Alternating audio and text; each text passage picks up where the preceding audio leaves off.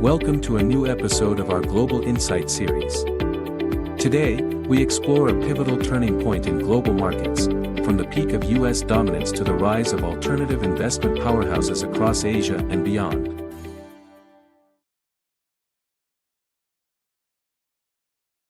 Today, we are talking about turning points. Because if you believe Chris Wood, one of the world's most respected strategists, the US equity market may have already seen its all-time peak. Let's start there. The US now represents nearly 67% of global market capitalization. That's more than double what it was in the late 80s when Japan was at its peak. And history reminds us, what goes up doesn't always keep going up. Chris argues that a long-term bearish case is forming, not just for US stocks, but for the US dollar too. Why? Because of debt. US debt to GDP is around 125% and rising. Net interest payments and entitlements are now nearly equal to total government receipts. Something has to give. And yet, amid recession signals, Treasury bonds and the dollar are both selling off, a sign that the world may no longer see them as quality. Now, layer on tariffs. Trump's aggressive tariff policy, once dismissed as a bluff, is now real. But tariffs are inflationary and economically destructive.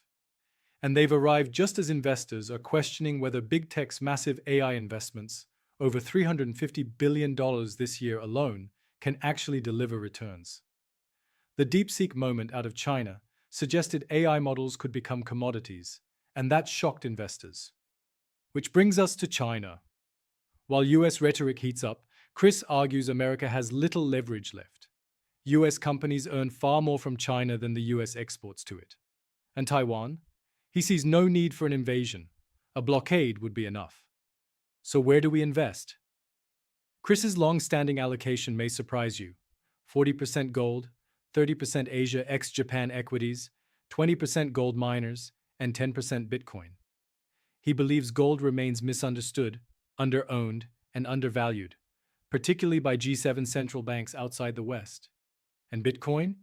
He sees it as digital gold, but he owns only Bitcoin. As for fixed income, he avoids G7 bonds, favoring emerging market local currency debt, India, Brazil, Indonesia, where yields are real and risks are understood. And he warns of a coming reckoning in private equity and private credit. No transparency, no credit spreads, and no real supervision. So, is it peak America? Chris isn't predicting collapse, but he's certainly advocating diversification. Europe, China, Japan, India. The message is clear. Don't be the last one out of a crowded trade. Don't miss our next Global Insight series deep dive. Hit subscribe and stay ahead of the market. See you next time.